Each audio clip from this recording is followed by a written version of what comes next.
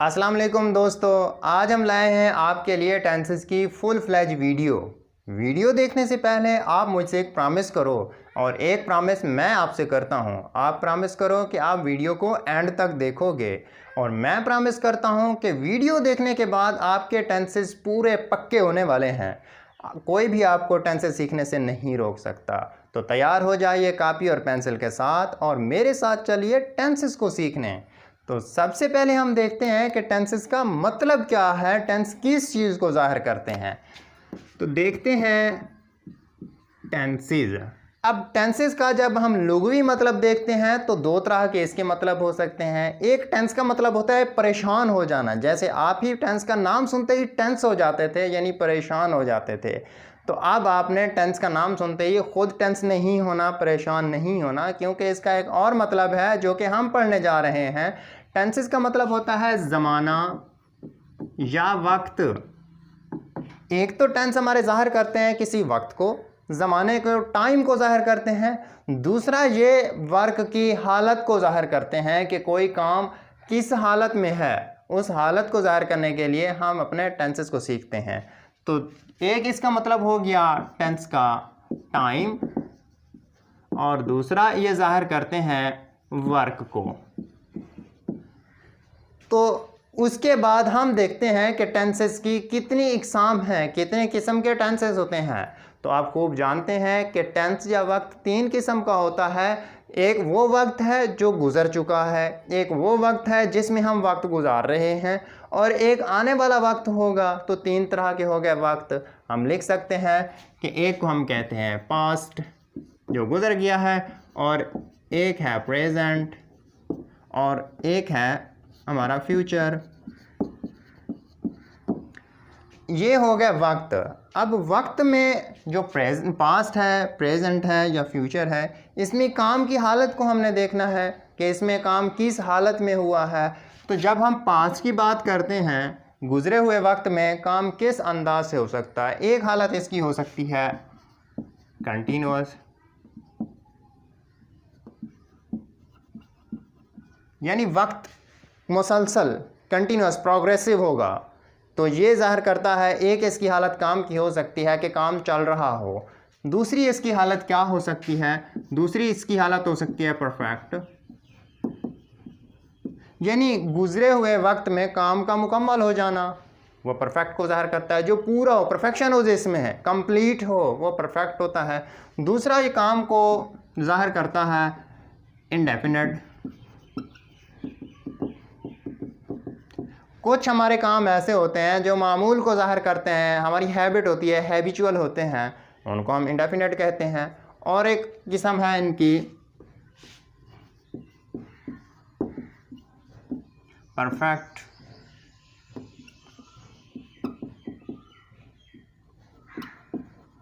Perfect continuous.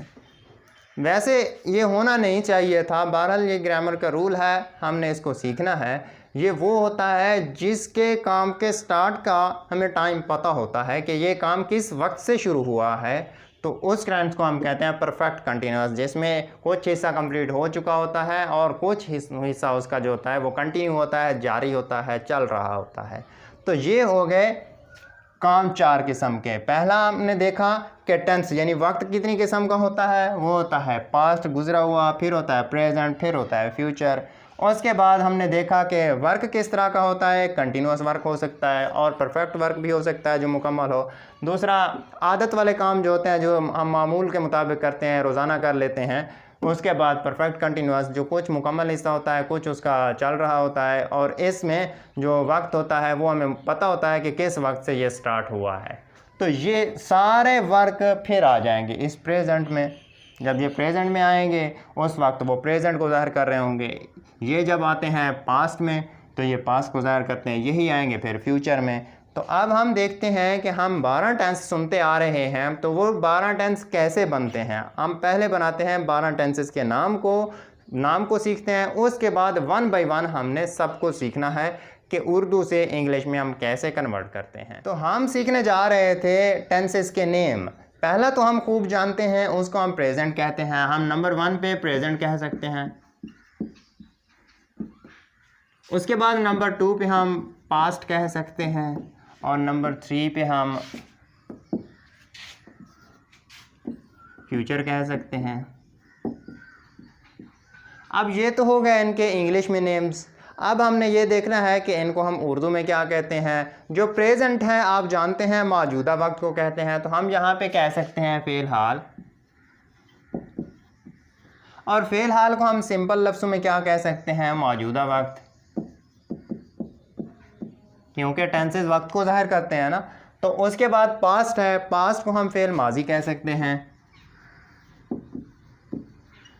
अब माजी क्या होता है, जो वक्त हमारा गुजर चुका है, कल था, परसों था, या इससे पहले कोई वक्त था जो गुजर गया है, गुजरा हुआ वक्त। उसके बाद आता है हमारा फ्यूचर। फ्यूचर मुस्तकबिल को कहते हैं, जो आने वाला वक्त हो।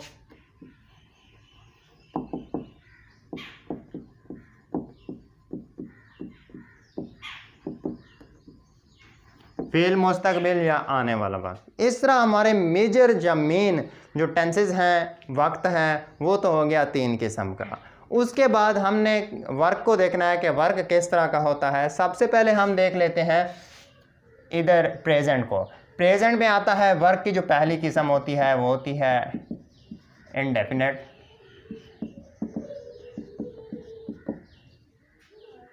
इंडेफिनेट के बाद उसके बाद हम देखते हैं कि कंटिन्यूअस आ जाता है।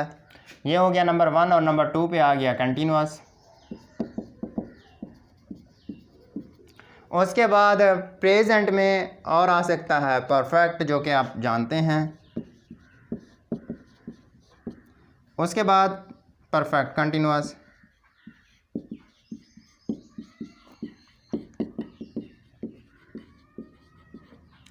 तो अब देखें, ये तो हो गए 4 हालतें काम की, और हमारे पास था प्रेजेंट। तो अब उसके बाद यही 4 हालतें इसमें आएंगी। अब हम इन्हीं को लिखते हैं। इनमें इंडेफिनेट हो गया पहला, और कंटिन्यूअस हो गया इसका दूसरा, और परफेक्ट हो गया इसका तीसरा, और परफेक्ट कंटिन्यूअस।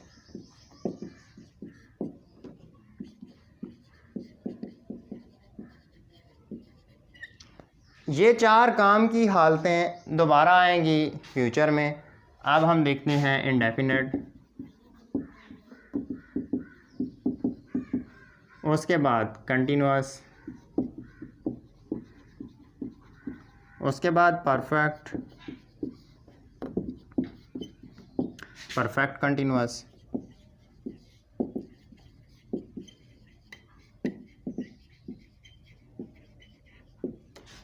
उसके बाद हमने देखना है, ये तो काम की हालतें होंगी। हम 12 टेंस कैसे बनाते हैं, जो हमारे पास 3 टेंसेस थे उन्हीं को हम इनके साथ लगा देंगे। अब जैसे यहाँ पे प्रेजेंट है तो हम लगा देंगे प्रेजेंट इधर, और एंड पे टेंस लगा देंगे। इस तरह हमारा पूरा टेंस बना प्रेजेंट इंडेफिनिट टेंस, और इधर सबके साथ हम प्रेजेंट लगाएंगे और आगे टेंस लगाते जाएंगे।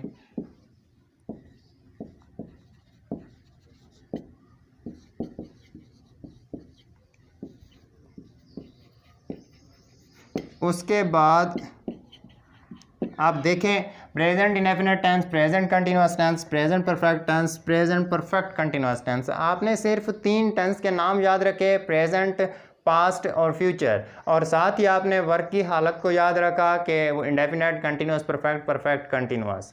तो इस तरह आप 12 टेंसेस सीखते जा रहे हैं। तो आप देखें, इधर इंडेफिनिट है, ऊपर पास्ट था तो हम यहाँ पे लगा देंगे पास्ट। इस तरह हम सबसे इन वर्क की हालत से पहले हम लगाएंगे पास्ट, और आगे हम टेंस लगाते जाएंगे।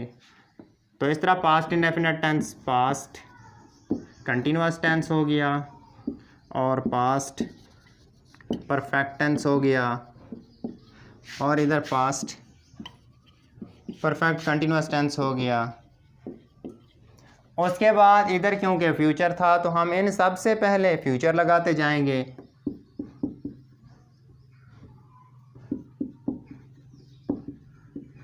फ्यूचर इंडेफिनिट टेंस, एंड पे हमने टेंस लगाना है, और इधर फ्यूचर कंटिन्यूअस टेंस, और इधर फ्यूचर परफेक्ट टेंस, और इधर हम लगाएंगे फ्यूचर परफेक्ट कंटिन्यूअस टेंस।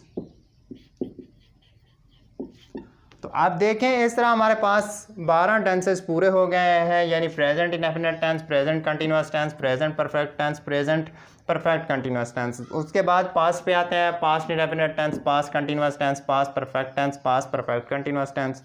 उसके बाद फ्यूचर पे आते हैं, future indefinite tense, future continuous tense, future perfect tense, future perfect continuous tense. तो आप देखें 12 टेंसेस हो गए पूरे।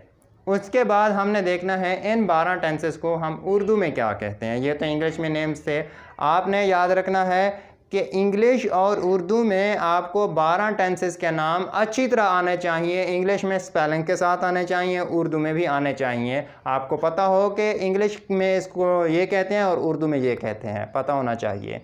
तो अब देखते हैं, प्रेजेंट को तो हम कहते हैं फ़िलहाल, और इंडेफिनिट को हम सादा या मतलब बोल सकते हैं, और टेंस वैसे वक्त को ज़ाहिर करता है, तो हम या इसका नाम लिख सकते हैं फ़िल हाल, सादा या मतलिक। उसके बाद ये कंटिन्यूअस को ज़ाहिर करता है। अब प्रेजेंट तो हो गया फ़िलहाल, टेंस वैसे वक्त को ज़ाहिर करता है, और कंटिन्यूअस का मतलब जारी या इस्तमरारी होता है। तो हम इसको उर्दू में इस तरह कह सकते हैं फ़िलहाल जारी या इसको इस्तमरारी। उसके बाद परफेक्ट किसी मुकम्मल चीज़ को ज़ाहिर करता है, काम के मुकम्मल होने को ज़ाहिर करता है, कंप्लीशन को ज़ाहिर करता है। तो हम यहाँ पे लिखेंगे फ़िलहाल मुकम्मल। उसके बाद इसमें परफेक्ट भी है और कंटिन्यूअस भी है। परफेक्ट तो मुकम्मल हो गया और कंटिन्यूअस जारी हो गया, तो हम इस पूरे को कहेंगे फ़िलहाल मुकम्मल जारी।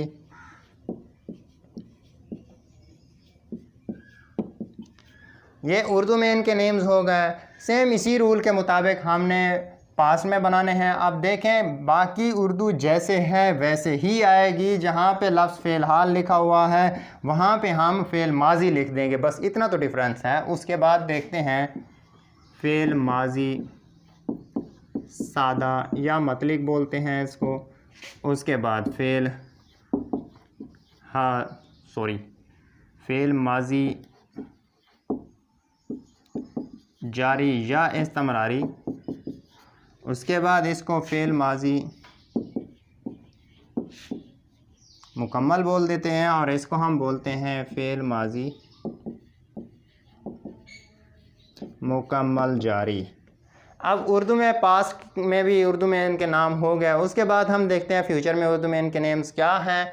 तो जहाँ पे हमने माजी या हाल लगाया था उसकी जगह हम फ़िल मुस्तक़बिल लगा देंगे, और तो कोई इसमें फ़र्क ही नहीं है, कोई तब्दीली नहीं है।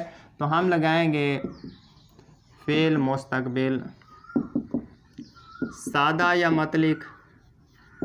उसके बाद फ़िल मुस्तक़बिल जारी या इस्तमरारी। उसके बाद है फ़िल मुस्तक़बिल मुकम्मल और फ़िल मुस्तक़बिल मुकम्मल जारी। तो अब देखें, ये 12 टेंसेस के नाम पूरे हो गए हैं। इंग्लिश में भी आपने इजीली सीख लिए हैं और उर्दू में भी सीख लिए हैं।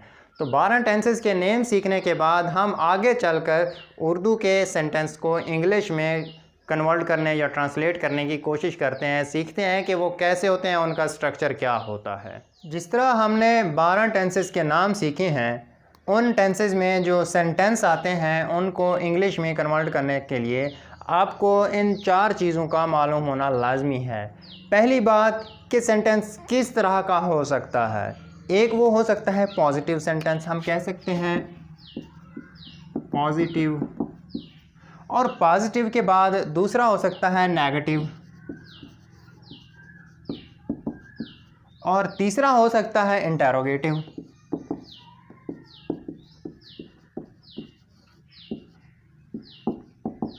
और जो चौथा है वो हो सकता है double interrogative.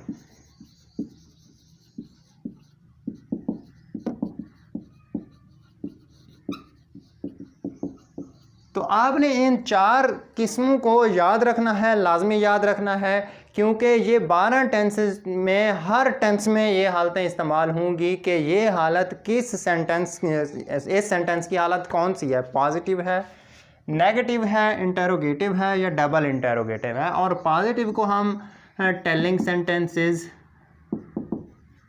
Positive sentences, telling sentences या असर्टिव या अफर्मेटिव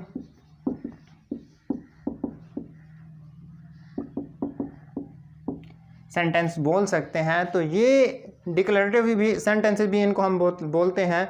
तो बहरहाल ये पॉजिटिव, टेलिंग, असर्टिव, अफर्मेटिव या डिक्लेरेटिव, ये सारे के सारे मुस्बत सेंटेंसेस होते हैं। ये किसी बयान को ज़ाहिर इस तरह करते हैं, उसमें नेगेटिविटी भी नहीं होती, कोई सवाल भी नहीं होता।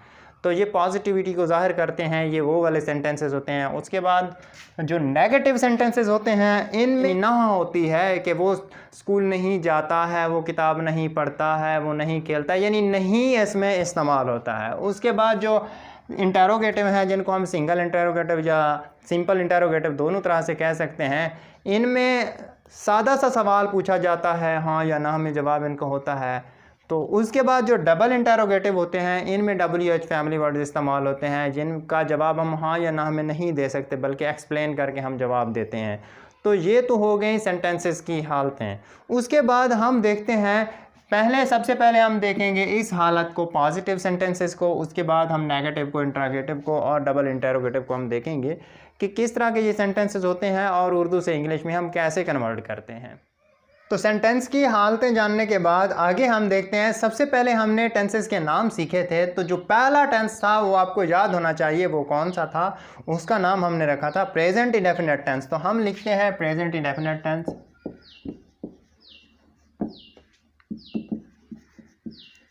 इंडेफिनिट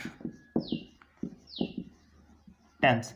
याद है कि प्रेजेंट इंडेफिनिट टेंस को हम उर्दू में क्या कहते थे? इसको हम उर्दू में कहते थे फ़ेल हाल सादा या मतलिक। हाल सादा या मतलिक। उसके बाद आगे हमने ये देखना है कि अगर हमें कोई सेंटेंस उर्दू का मिलता है तो अब उसको इंग्लिश में कन्वर्ट करने के लिए सबसे पहले हमने ये पहचान याद रखनी है, आइडेंटिफिकेशन होगी कि हमने तो 12 टेंस पढ़े थे कि ये उर्दू का सेंटेंस पता नहीं किस टेंस से ताल्लुक़ रखता है, तो हम किस रूल के मुताबिक इसको इंग्लिश में कन्वर्ट करेंगे। तो उसके लिए आपको सिंपल सी पहचान याद रखनी होगी। वो पहचान आपको मैं लिख देता हूँ कि उर्दू में किस तरह वाले अल्फाज आएंगे, तो आपको पहचान होगी कि ये प्रेजेंट इंडेफिनिट है। उर्दू पहचान हम लिखते हैं, उर्दू फ़िक्रे के आखिर पर ता है, ती है, ते हैं, ता हूँ, ते हो वगैरह आता है। याद रखना कि ये सेंटेंसेस हैबिचुअल सेंटेंसेस होते हैं जो मामूल को ज़ाहिर करते हैं, आदत को ज़ाहिर करते हैं। सबसे पहले तो आपने ये याद रखना है कि पहचान करने से पहले क्या ये किसी आदत को तो नहीं ज़ाहिर कर रहे, ये किसी मामूल को तो ज़ाहिर नहीं कर रहे। अगर वो ज़ाहिर कर रहे हों तो आपने समझ लेना है कि प्रेजेंट इंडेफिनिट टेंस है। अगर उससे भी आपको पहचान सही तरह से नहीं हो रही तो फिर आपने ये देखना है कि जो फ़िक्रा दिया गया सेंटेंस है उसके आखिर पर ता है, ती है, ते हैं, ता हूँ, ते हो, इनमें से कोई लफ्ज़ आया हुआ है तो फिर भी आपने समझ लेना है ये प्रेजेंट इंडेफिनिट टेंस है।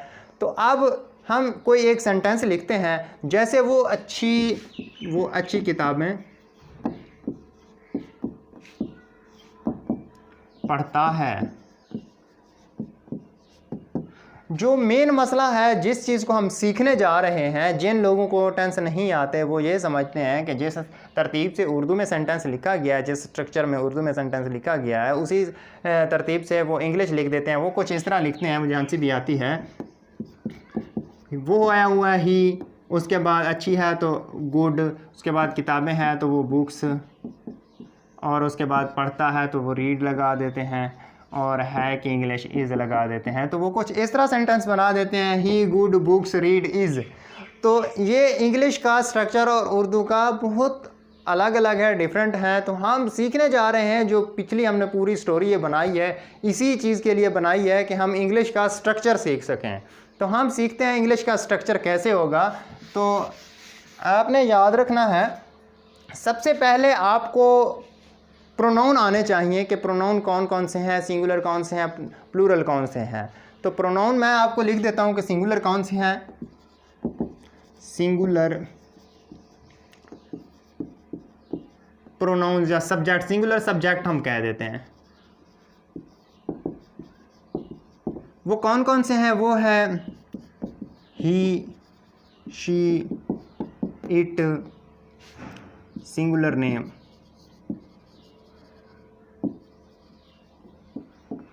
उसके बाद प्लूरल हैं सब्जेक्ट्स, वो कौन कौन से हैं? आई वैसे होता सिंगुलर है, लेकिन ये इंग्लिश ग्रामर के रूल्स हैं, ये कहीं कहीं प्लूरल ग्रुप के साथ आ जाता है। तो आई, वी, यू, दे या प्लूरल नेम।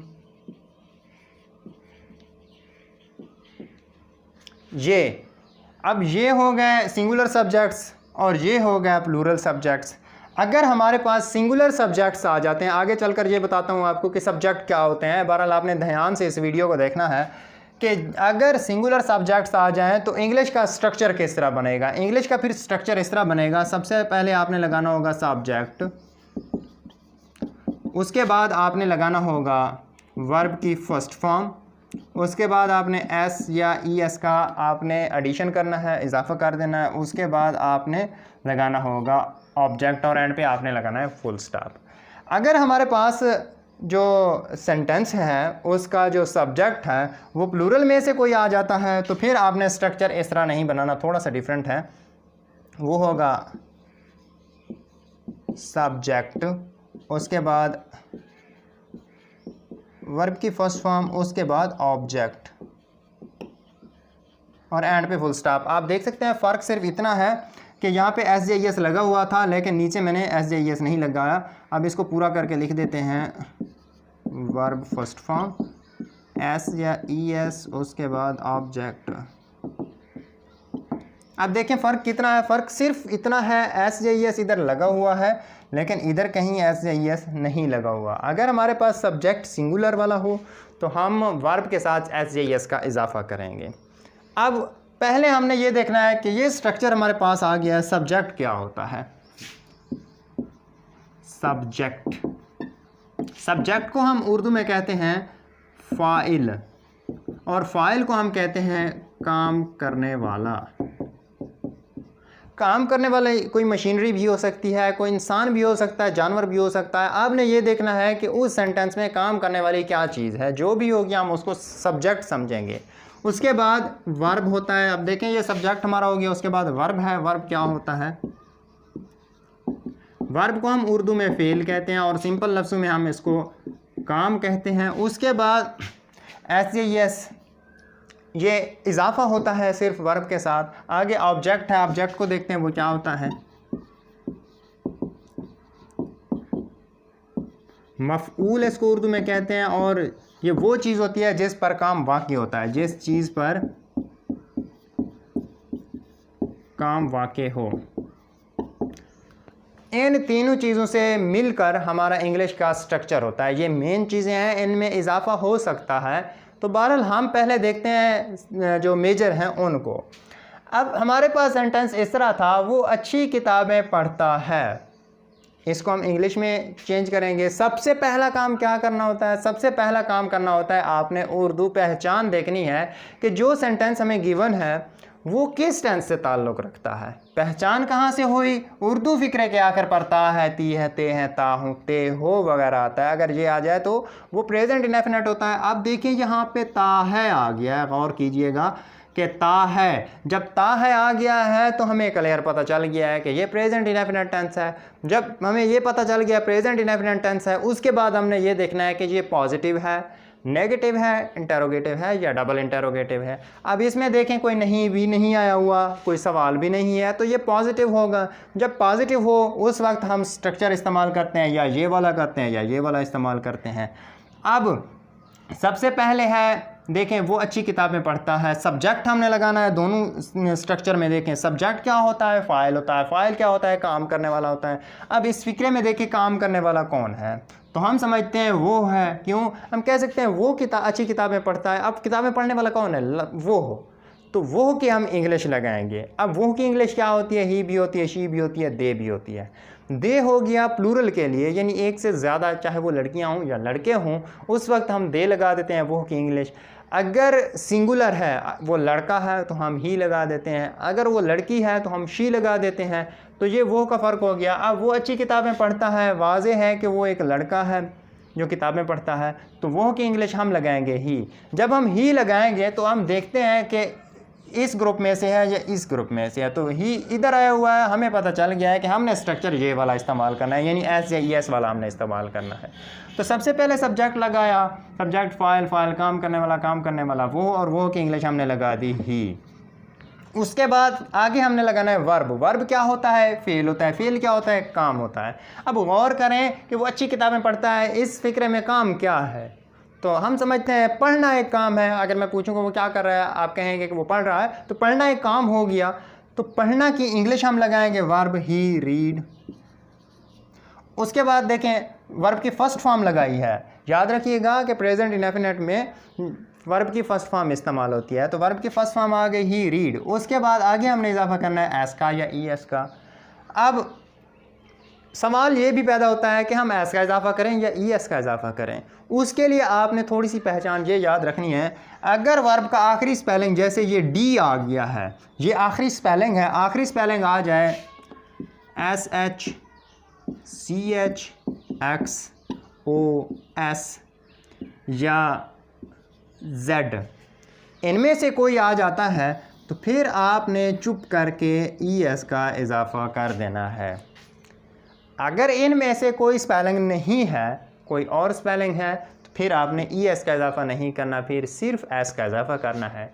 अब हमारे पास जो वर्ब था वो था रीड। अब रीड का आखिरी स्पेलिंग तो डी है, इनमें से कोई नहीं। जब इनमें से कोई ना हो तो फिर हम ई एस का इजाफा नहीं करते, फिर सिर्फ एस का इजाफा करते हैं। तो अब हम सिर्फ एस का इजाफा करेंगे, तो हमारा ये इस तरह बना ही रीड्स। उसके बाद ऑब्जेक्ट बचता है। ऑब्जेक्ट क्या होता है, मफूल होता है। मफूल क्या होता है, जिस चीज़ पर काम वाक़ हो, वो चीज़ होती है जिस पर काम वाक़ हो। अब वो काम तो कर रहा है, किस चीज़ पर कर रहा है, अच्छी किताबों पर कर रहा है, ठीक है। तो वो अच्छी किताबें हमारा ऑब्जेक्ट हो गया। अच्छी किताबों की इंग्लिश क्या होगी, गुड बुक्स। हम लगाएंगे गुड बुक्स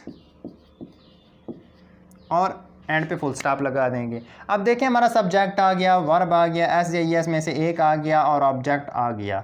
इधर भी वही सारी चीज़ें थी, वो सारी आ गई हैं। तो अब हम समझते हैं कि हमारा सेंटेंस कंप्लीट हो गया है। अब देखें कितनी आसानी से हमने प्रेजेंट इंडेफिनिट के उर्दू के सेंटेंस को इंग्लिश में कन्वर्ट किया है। अब एक और एग्जांपल को देखते हैं कि वो कपड़े धोती है। फिर सबसे पहला काम क्या है, सबसे पहला काम ये है कि आपने उर्दू की पहचान को देखना है। आखिर पर क्या आया है, ती है। अगर उर्दू फिक्रे के आखिर पर ता है, ती है, ते हैं, ता हूँ, ते हो आ जाए तो वो सेंटेंस प्रेजेंट इंडेफिनिट का होता है। उसके बाद वो पॉजिटिव है, नेगेटिव है, इंटरोगेटिव है या डबल इंटरोगेटिव है, वो आता है पॉजिटिव। पॉजिटिव हो तो हम इनमें से कोई एक स्ट्रक्चर लगाएंगे। सबसे पहले हमने सब्जेक्ट लगाना होता है। सब्जेक्ट फ़ाइल होता है, फ़ाइल काम करने वाला। काम करने वाला कौन है, वो है। अब वो लड़की है, लड़का है या जमा में है, वो लड़की है। लड़की हो तो वो की इंग्लिश हम लगाते हैं शी, तो यहाँ पे लगाएंगे शी, क्योंकि हमारा सब्जेक्ट शी हमने लगा दिया। हमें पता चल गया है कि शी इस ग्रुप में से था, तो शी लगाने के बाद हमने लगाना है वर्ब। वर्ब क्या होता है, फेल। फेल क्या होता है, काम। काम क्या था उसका, धोना। धोना की इंग्लिश हम लगाएंगे वॉश। अब वॉश के बाद अब देखें ये हमारा सब्जेक्ट आ गया है, वर्ब हमारा आ गया है। उसके बाद एस या ई एस में से कोई एक लगाना है। हमने कहा था कि ई एस उस वक्त लगाएंगे जब हमारा वर्ब उसका इख्तिताम इन में से होगा। अब देखें तो एस एच इस पे अख्ताम हो रहा है। तो आंखें बंद करके हमने ES का इजाफा कर देना है, वॉशेस बनेगा, शी वॉशेस। उसके बाद ऑब्जेक्ट हमारा बचता है। ऑब्जेक्ट क्या होता है? मफूल होता है। मफूल क्या होता है? जिस चीज़ पर काम हो। वो काम किस चीज़ पर करती है? कपड़ों पर। तो कपड़ों की इंग्लिश हम लगा देंगे क्लॉथ्स, शी वॉशेस क्लॉथ्स, और एंड पे फुल स्टॉप लगा देंगे। अब देखें शी वॉशेस क्लॉथ, इस तरह हमारा सेंटेंस पूरा हो गया। उसके बाद आगे हम चलकर मज़ीद देखते हैं कि प्लूरल वाले जो सब्जेक्ट्स हैं उनके हम पॉजिटिव कैसे बनाते हैं, इंटरोगेटिव कैसे बनाते हैं, नेगेटिव कैसे बनाते हैं। तो देखते हैं वो कैसे हैं। मेरे सामने मज़ीद कुछ पॉजिटिव सेंटेंसेस की एग्जांपल्स हैं, इनको मैं इंग्लिश में कन्वर्ट करता हूँ। तो सबसे पहले आपने इनके स्ट्रक्चर तो याद कर ही लिए होंगे कि सबसे पहले सब्जेक्ट लगाना होता है, फिर हमने वर्ब की फर्स्ट फॉर्म लगानी होती है, फिर अगर हमारा जो सब्जेक्ट है सिंगुलर हो तो हम एस का इजाफा करेंगे वर्ब के साथ, उसके बाद हमने ऑब्जेक्ट लगाना है। तो उसके मुताबिक हम सबसे पहले लगाते हैं सब्जेक्ट। सब्जेक्ट फ़ाइल होता है, फ़ाइल काम करने वाला होता है। काम करने वाला इस फिक्रे में कौन है? मैं अपने भाई से प्यार करता हूँ, इसमें मैं होगा ना, तब मैं की इंग्लिश लगाएंगे आई। जब हमने आई लगा दिया तो जो यहाँ पे मैंने दो स्ट्रक्चर लिखे थे आपको याद हो गया होगा कि आई प्लूरल वालों में से है, तो स्ट्रक्चर हम प्लूरल वाला लगाएंगे। तो सब्जेक्ट के बाद हम लगाएंगे वर्ब। वर्ब क्या होता है? फेल। फेल क्या होता है? काम। काम उसका क्या था? प्यार करना। प्यार करना उसका काम था, आई लव। उसके बाद एस का इजाफा करेंगे? नहीं करेंगे। क्यों नहीं करेंगे? ना ही एस का इजाफा होगा ना ही ES का इजाफा होगा, क्योंकि आई हमने अपना सब्जेक्ट लगाया हुआ है। जो इधर हमने स्ट्रक्चर लिखा था प्लूरल वाला, तो प्लूरल के साथ जब हमारा सब्जेक्ट प्लूरल हो उस वक्त हम वर्ब के साथ SJES का इजाफा नहीं करते, आई के साथ हम SJES का इजाफा नहीं करते। तो आई लव। उसके बाद हमारा बचता है ऑब्जेक्ट। ऑब्जेक्ट क्या होता है? मफूल। मफूल क्या होता है? जिस चीज़ पर काम हो। काम वो किस चीज़ पर करता है? अपने भाई। तो अपना भाई उसका ऑब्जेक्ट है, तो हम लगाएंगे माय ब्रदर। तो सेंटेंस किस तरह बना? आई लव माय ब्रदर, मैं अपने भाई से प्यार करता हूँ।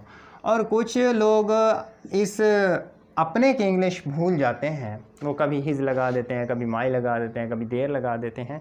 उसके लिए आपने क्या करना है? प्रोनाउन का एक टेबल है, उसको आपने याद करना है। अगर आपको वो नहीं आता तो आपने नरेशन के चैप्टर में जाकर देखना है, वहाँ पे प्रोनाउन का मैंने एक टेबल दिया था, उसको आप याद कर लेना।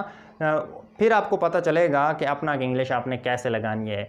और उसके अलावा एक प्रोनाउन का लेक्चर आया था उस पार्ट्स ऑफ स्पीच में, उसको भी आप जाकर देख सकते हैं, उसमें भी मैंने ये पूरा टेबल दिया है। तो बहरहाल इधर देखते हैं, शॉर्टकट आपको बता दूं, अगर सब्जेक्ट आई है तो अपना की इंग्लिश माई, अगर ही है तो अपना की इंग्लिश हीज़, अगर शी है तो अपना की इंग्लिश हर, अगर सब्जेक्ट दे है तो अपना की इंग्लिश देयर, अगर इसी तरह इट है तो अपना की इंग्लिश इट्स, यू है तो तुम को आएगा, फिर यूअर आएगा। तो इस तरह आई माई मी ही हिज, ही का हिज, शी हर, इसी तरह दे देयर आएगा। तो ये अपना की इंग्लिश होती हैं, आपने इसमें गलती नहीं करनी। उसके बाद अगला एक है वो वक्त पर स्कूल जाते हैं। अब दोबारा वही सब्जेक्ट लगाना है। सब्जेक्ट फ़ाइल होता है, फ़ाइल काम करने वाला। काम करने वाला कौन है? वो हो। अब जो वो है वो जमा में है, कैसे पहचान हुई? यहाँ से जाते हैं वो ज़्यादा हैं, तो अगर ज़्यादा हो तो वो की इंग्लिश हम लगाते हैं दे। तो सबसे पहले हम लगाएंगे दे। जैसे हमने दे लगाया हमें पता चल गया है कि हमने स्ट्रक्चर प्लूरल वाला इस्तेमाल करना है। तो प्लूरल सब क्या था स्ट्रक्चर? सबसे पहले हम सब्जेक्ट लगाते थे, फिर हम वर्ब की फर्स्ट फॉर्म लगाते थे, आगे एस में से कोई एक नहीं लगाते थे, उसके बाद ऑब्जेक्ट लगाते थे। तो अब दे के बाद हम लगाएंगे अपना वर्ब। वर्ब क्या होता है? फेल होता है। फेल क्या होता है? काम होता है। काम उनका क्या है? जाना। तो हम जाना की इंग्लिश लगाएंगे दे के बाद गो। उसके बाद ऑब्जेक्ट। ऑब्जेक्ट क्या होता है? मफूल। मफूल क्या होता है? जिस चीज़ पर काम हो। काम किस चीज़ पर होता है? स्कूल पर। तो हम लगाएंगे स्कूल, दे गो स्कूल। लेकिन याद रखना कि जब ऐसा वर्ब आ जाए इनमें से कोई हो, मूव हो, गो हो, तो इनके बाद अगर आपको ऑब्जेक्ट मिलता है या वाक आ जाता है, ये तीन आपने वर्ब याद कर लेने हैं। अगर इनके बाद ऑब्जेक्ट मिलता है तो आपने इनके बाद प्रीपोजिशन टू लगाना है। कौन सा प्रीपोजिशन? टू लगाना है। टू एक ताल्लुक़ को ज़ाहिर करता है, रिलेशनशिप को ज़ाहिर करता है। तो यहाँ पे आप लगाएंगे टू, यानी दे गो टू स्कूल। उसके बाद क्या बचता है? जो कुछ बच जाए, याद रखना कि जो मेन स्ट्रक्चर है, इस स्ट्रक्चर से हटकर अगर कोई इजाफी लफ्ज़, कोई इजाफी चीज़ उर्दू में बच जाती है तो वो ऑब्जेक्ट के बाद लिखी जाती है। अगर कोई और ग्रामर की चीज़ आ जाती है, जैसे एडवर्ब आ जाता है, तो वो अपनी जगह पे आएगा।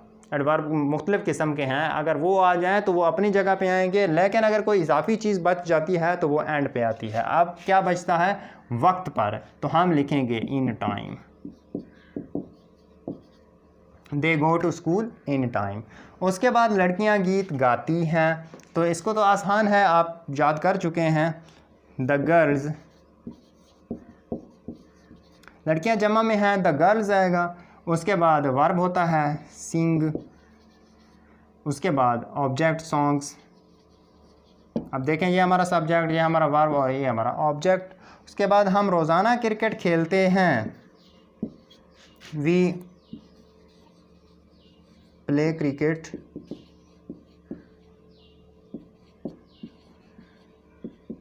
डेली, और एंड पे आप फुल स्टॉप लगा देंगे। तो ये हमने सीखे हैं प्रेजेंट इंडेफिनिट के पॉजिटिव सेंटेंसेस, जिनका स्ट्रक्चर आपके सामने है। स्ट्रक्चर को आपने कभी नहीं भूलना। सब्जेक्ट वर्ब की फर्स्ट फॉर्म, उसके बाद एस या ई एस, उसके बाद ऑब्जेक्ट। ये किसके लिए होता है? ये होता है सिंगुलर के लिए, सिंगुलर सब्जेक्ट हों। उसके बाद होता है सब्जेक्ट वर्ब की फर्स्ट फॉर्म, उसके बाद ऑब्जेक्ट। ये किसके लिए होता है? ये होता है प्लूरल के लिए। तो ये स्ट्रक्चर आपने पॉजिटिव के लिए याद रखना है। आगे चलकर हम देखते हैं इनके नेगेटिव के प्रेजेंट इंडेफिनिट टेंस के अगर नेगेटिव सेंटेंसेस आ जाएं तो हम कैसे उनको इंग्लिश में कन्वर्ट करेंगे। तो आगे हम देखते हैं नेगेटिव का स्ट्रक्चर देखते हैं।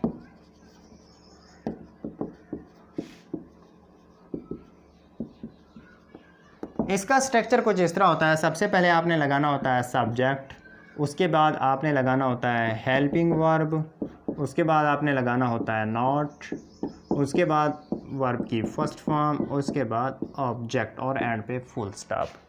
ये होगा इसका स्ट्रक्चर। अब हेल्पिंग वर्ब कौन सा इस्तेमाल होगा? हेल्पिंग वर्ब इसमें आपने याद रख लेना है हेल्पिंग वर्ब। हेल्पिंग वर्ब को उर्दू में हम कहते हैं इमदादी फ़ेल। इमदादी फ़ेल कौन सा होगा?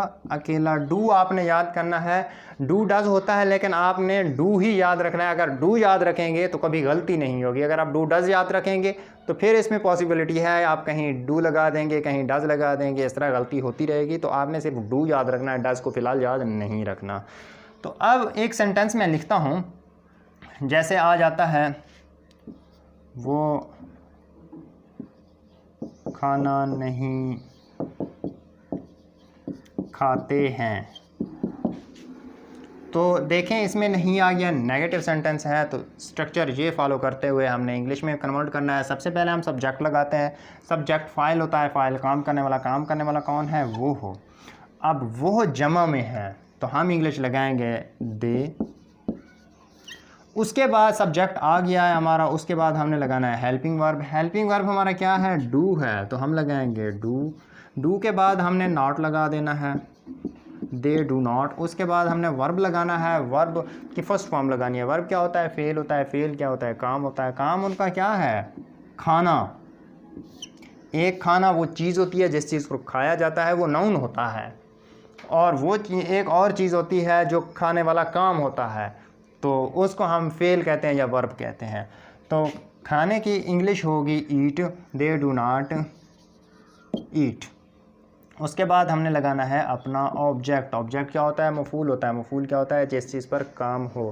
काम किस चीज़ पर वो करते हैं? उसी खाने पर जिसको वो खा रहे हैं। उसकी इंग्लिश आप मील लगा सकते हैं, फूड भी लगा सकते हैं। तो यहाँ पे मील लगा और एंड पे फुल स्टॉप लगा दिया। आप देखें पूरा स्ट्रक्चर हमारा हो गया, दे डू नॉट ईट मील।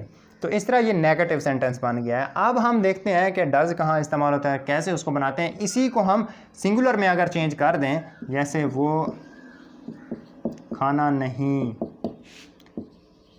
खाता है, तो सबसे पहले हमने सब्जेक्ट लगाना होता है, सब्जेक्ट फाइल, फाइल काम करने वाला कौन है, वो है, और वो अब सिंगुलर में है तो हम लगाएंगे ही। उसके बाद हमने डू लगाना है, हेल्पिंग वर्ब। जब डू आप लगा लेंगे उसके बाद सबसे पहले जो पॉजिटिव का स्ट्रक्चर था, उस वक्त मैंने कहा था कि जब हमारे पास सब्जेक्ट सिंगुलर हो उस वक्त हम वर्ब के साथ एस का इजाफा करेंगे। वही इजाफा जब हम नेगेटिव में आते हैं, अगर सब्जेक्ट हमारा सिंगुलर है तो फिर हम वो इजाफा वर्ब के साथ नहीं करते, फिर हम वो इजाफा हेल्पिंग वर्ब के साथ करते हैं। तो हम जब हेल्पिंग वर्ब के साथ एस का इजाफा करेंगे तो ये डज बनेगा। एस का क्यों इजाफा किया, एस का क्यों नहीं किया? इधर क्या कहा था, SHCHXOSZ, इनमें से कोई हमारा आखिरी स्पेलिंग हो तो हम एस का इजाफा करेंगे। अब ओ इधर है, इधर देखें डू के साथ ओ था तो हमें ज़रूरत थी एस के इजाफा करने की, तो एस का इजाफा किया, डज बन गया, ही डज। उसके बाद नॉट और eat, meal and to full stop. अब देखें कितनी आसानी से आपने डू और डज के फ़र्क को समझ लिया है कि जो पॉजिटिव में वो वाले सब्जेक्ट, चाहे वो नाउन की शक्ल में हों या प्रोनाउन हों, अगर वो सिंगुलर होते थे तो हम वर्ब के साथ एस का इजाफा करते थे। क्यों वर्ब के साथ करते थे? कि पॉजिटिव में हमारे पास जो हेल्पिंग वर्ब होता है वो नहीं होता। प्रेजेंट इंडेफिनिट के पॉजिटिव सेंटेंसेस में हेल्पिंग वर्ब इस्तेमाल नहीं होता, याद रखिएगा, कभी गलती नहीं करनी। जब हम इसके नेगेटिव, इंटरोगेटिव, डबल इंटरोगेटिव बनाते हैं उस वक्त हेल्पिंग वर्ब हम इस्तेमाल करते हैं। जब हमारे पास हेल्पिंग वर्ब होता ही नहीं तो हमें ज़रूरत होती है फिर एस के इजाफे की वर्ब के साथ। अगर हमारे पास हेल्पिंग वर्ब आया हुआ हो तो फिर अगर हमें ज़रूरत पड़ जाए एस के इजाफे की तो वो हम इजाफा हेल्पिंग वर्ब के साथ करते हैं, वर्ब के साथ नहीं करते। तो इस तरह नेगेटिव सेंटेंस हमने बना लिए हैं। तो उसके बाद हम देखते हैं कि सिंगल इंटरोगेटिव कैसे होते हैं और डबल इंटरोगेटिव कैसे होते हैं। उनके एग्जाम्पल देखते हैं कि कैसे हमने उनको उर्दू से इंग्लिश में कन्वर्ट करना है। अब हम देखते हैं कि सिंगल इंटरोगेटिव कैसे होते हैं और डबल इंटरोगेटिव कैसे होते हैं। तो एक सेंटेंस में लिखता हूँ, क्या वो स्कूल जाता है, एंड पे क्वेश्चन मार्क। और इधर एक सेंटेंस में लिख देता हूँ, वो क्यों स्कूल जाता है, और एंड पे क्वेश्चन मार्क। इनमें डिफरेंस क्या है? ऐसा सेंटेंस जिसके स्टार्ट में, शुरू में क्या आ जाए, एक पहचान ये याद रखनी है, शुरू में अगर क्या आ जाए तो वो सिंगल इंटरोगेटिव होगा, सादा होगा, या उसी सेंटेंस का जो क्वेश्चन बना रहा है उसका जवाब सुनने वाला जवाब अगर हाँ या ना हमें दे सकता है तो वो सिंगुलर होगा। जैसे क्या वो स्कूल जाता है, तो इसका जवाब यस नो में हो सकता है। अगर यस नो में जवाब हो तो फिर हम कहेंगे वो सिंगल सवालिया है, सिंगल इंटरोगेटिव है। अगर उसका यस नो में ना आंसर कर सकते हूँ तो फिर वो डबल होता है। अब देखें, जैसे है वो क्यों स्कूल जाता है, यस नो कह सकते हैं? नहीं कह सकते। अगर ना कह सकते हूँ तो वो डबल इंटरोगेटिव होता है। डबल का थोड़ा और रूल है और सिंगुलर का और है। तो पहले हम सिंगुलर को देखते हैं। जब सिंगुलर आता है उस वक्त हमारे पास जो स्ट्रक्चर बनता है वो इस तरह होता है। सबसे पहले हम लगाते हैं हेल्पिंग वर्ब, फिर हम लगाते हैं सब्जेक्ट, फिर हम लगाते हैं वर्ब की फर्स्ट फॉर्म, फिर हम लगाते हैं ऑब्जेक्ट, और एंड पे क्वेश्चन मार्क लाजमी लगाते हैं। अगर हम क्वेश्चन मार्क नहीं लगाएंगे तो फिर हमारा जो सेंटेंस है वो इंटरोगेटिव नहीं रहेगा, वो गलत होगा। तो उसके बाद डबल इंटरोगेटिव को देखें, WH family words, helping verb और सब्जेक्ट, उसके बाद वर्ब की फर्स्ट फॉर्म और उसके बाद ऑब्जेक्ट, एंड पे क्वेश्चन मार्क। क्या वो स्कूल जाता है, यस नो में आंसर कर सकते हैं। हमें पता चल गया ये सिंगुलर है, यानी सिंगल सवालिया है। सिंगल सवालिया के लिए सबसे पहले हेल्पिंग वर्ब लगाते हैं। हेल्पिंग वर्ब क्या होता है, हमारा डू था तो हम लगाएंगे डू, यहाँ पे आएगा डू। उसके बाद हमने सब्जेक्ट लगाना है। सब्जेक्ट क्या होता है, फाइल होता है। फाइल क्या होता है, काम करने वाला। काम करने वाला कौन है, वो की इंग्लिश हम लगाएंगे ही, डू ही। जब इस तरह हम लगा लें, अपना सब्जेक्ट भी लगा दें, उसके बाद हमने ये देखना है कि हमारा अगर सब्जेक्ट सिंगुलर होता था तो पॉजिटिव में हम वर्ब के साथ एस का इजाफा करते थे, नेगेटिव में हम हेल्पिंग वर्ब के साथ इजाफा करते थे। इसी तरह जब हम इंटरोगेटिव में आते हैं तो अगर हमारा सब्जेक्ट सिंगुलर हो तो हम जो एस का इजाफा करते हैं वो अपने हेल्पिंग वर्ब के साथ करते हैं। तो अब ही हमारे पास सिंगुलर था तो हम SJES का इजाफा जो है वो इस हेल्पिंग वर्ब के साथ करेंगे, जो इसको हम डज़ बना देंगे। तो डज़ ही, उसके बाद जो हमारा वर्ब है वो लगाएंगे, वर्ब फेल होता है, फेल काम होता है, काम उसका जाना था तो हम लगाएंगे गो, डज़ ही गो। उसके बाद टू याद है ना, प्रीपोजिशन लगाना है उस वक्त, मूव, गो या वाक के बाद अगर हमारे पास ऑब्जेक्ट हो तो हम टू लगाते हैं, गो टू स्कूल, और एंड पे क्वेश्चन मार्क। तो किस तरह सेंटेंस बना, does he go to school, क्या वो स्कूल जाता है, सवाल बन गया है, इसमें व्हाट लगाने की ज़रूरत नहीं है। अगर हम व्हाट लगाएंगे तो वो हमारा जो सवाल है वो डबल सवाल बन जाएगा, उसका जवाब फिर हम यस नो में नहीं दे सकेंगे। तो उसके बाद आगे देखते हैं, वो क्यों स्कूल जाता है, ये इतना मुश्किल है, सर से धुएं निकलेंगे, धुएं। तो आप देखना कैसे मैं बनाता हूँ, कैसे धुआं निकलता है। गौर करें इस स्ट्रक्चर पे और इस स्ट्रक्चर पे, कोई डिफरेंस नहीं है, सिर्फ इजाफा किया गया है WH फैमिली वर्ड्स का। WH फैमिली वर्ड्स कौन से हैं वो आगे आपको लिख कर दिखाता हूँ। चलें लिख देते हैं, what, where, when, why, whose, whom, how। ये हैं, अगर इनमें से कोई आ जाए तो वो आपने हेल्पिंग वर्ब से पहले लगाना है। तो अब देखें, सबसे पहले हमने लगाना है WH family word. WH family word आप देखें, क्या अगर आ जाता है तो व्हाट लगाते हैं, कहाँ आ जाता है तो हम वेयर लगाते हैं, कब आ जाता है तो हम व्हेन लगाते हैं, क्यों के लिए हम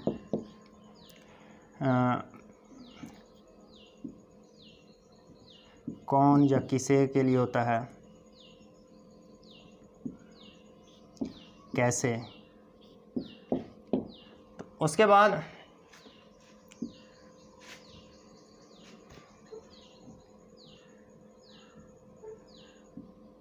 किस के लिए होता है। तो उसके बाद हम देखते हैं WH वाला कौन सा लगेगा, वो क्यों स्कूल जाता है, क्यों आ गया है तो हम क्या करेंगे, क्यों वाला लफ्ज़ तलाश करेंगे, वाई, तो हम लगाएंगे यहाँ पे वाई।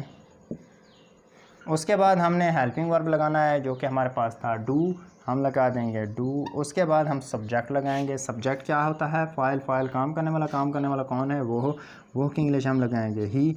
जब ही लगा दिया तो हमें पता चल गया है सिंगुलर सब्जेक्ट है, तो हम इसके साथ ये इसका इजाफा करेंगे, ये डज बन जाएगा, वाई डज ही। उसके बाद गो टू स्कूल, और एंड पे हम क्वेश्चन मार्क लगा देंगे। अब देखिए, इस तरह हमारा जो प्रेजेंट इंडेफिनिट टेंस था ये पूरा हो गया है। आपने सारा कुछ इसका समझ लिया है। इसमें कुछ डिफ़िकल्टीज़ भी थी, कुछ कन्फ्यूजन भी थी, कुछ कम्प्लेक्सिटी भी थी। तो बहरहाल ये हमने सारा समझ लिया है। उसके बाद कुछ इसकी एग्जांपल और मैं ज़बानी आपको बता देता हूँ। जैसे वो वर्जिश करते हैं, दे टेक एक्सरसाइज। वो नहाता है, ही टेक्स अ बाथ। वो कपड़े धोता है, ही वॉशेस द क्लॉथ। वो क्रिकेट खेलते हैं, दे प्ले क्रिकेट। तो ये वाले सेंटेंसेस आप बना सकते हैं। वो बाज़ार जाता है, ही गोज़ टू बाज़ार, या मार्केट लगा सकते हैं। तो देखें, ये सारा हमने समझ लिया है। प्रैक्टिस के लिए चंद एक सेंटेंसेस मैं आपको दे दूंगा डिस्क्रिप्शन में, उनके आपने आंसर मुझे आपने कमेंट में ज़रूर देने हैं ताकि पता चले कि आप कितना इसको सीख चुके हैं। तो आपने प्रैक्टिस लाजमी करनी है। प्रैक्टिस करेंगे तो आपको ये कभी नहीं भूलेंगे, क्योंकि कहावत है, कहा जाता है practice makes a man perfect, क्योंकि प्रैक्टिस किसी शख्स को परफेक्ट बना देती है। तो आपने प्रैक्टिस ज़रूर करनी है। तो ये क्योंकि एक पहला लेक्चर था, सारा कुछ इसी लेक्चर में आया है, इसी वजह से ये वीडियो थोड़ी सी लॉन्ग हो गई है। तो आपने फिर भी इस वीडियो को बार बार देखना है, अच्छे तरीके से समझना है। उसके बाद हम आएंगे प्रेजेंट कंटिन्यूअस टेंस पे, और बाकी जितने भी हैं उनकी वीडियोस कुछ शार्ट बनेंगी, क्योंकि ये सारा तारुफ आपका हो चुका है। तो आगे इतना मसला नहीं होगा। अगर आपको ये पहला टेंस आता है अच्छी तरह, तो मैं उम्मीद करता हूँ कि आपको प्रेजेंट के अगले 3 आएंगे। इस तरह आपका प्रेजेंट फाइनल होगा। अगर आपको प्रेजेंट इंडेफिनिट आता है तो प्रेजेंट कंटिन्यूअस भी आ जाएगा, प्रेजेंट परफेक्ट आ जाएगा, प्रेजेंट परफेक्ट कंटिन्यूअस आ जाएगा। जब वो आपको 4 आ जाएंगे तो फिर मैं उम्मीद करता हूँ, बल्कि मुझे यकीन है, उम्मीद नहीं है, यकीन है कि आगे वाले 8 आपको आ जाएंगे।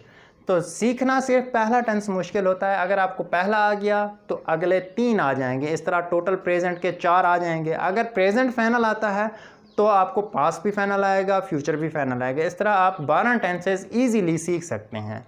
तो अगर आपको वीडियो अच्छी लगे तो इस वीडियो को लाइक कीजिए। अगर आपने चैनल को सब्सक्राइब नहीं किया तो चैनल को फौरी तौर पर सब्सक्राइब कर लें, और आपने इन टेंसेस की सारी वीडियोस को, पूरी प्लेलिस्ट को अच्छी तरह देखना है और आपने इसकी प्रैक्टिस करनी है। और प्रैक्टिस के जो आंसर हैं वो मुझे आपने कमेंट बॉक्स में ज़रूर रिप्लाई करना है। Thank you so much. अल्लाह हाफिज़।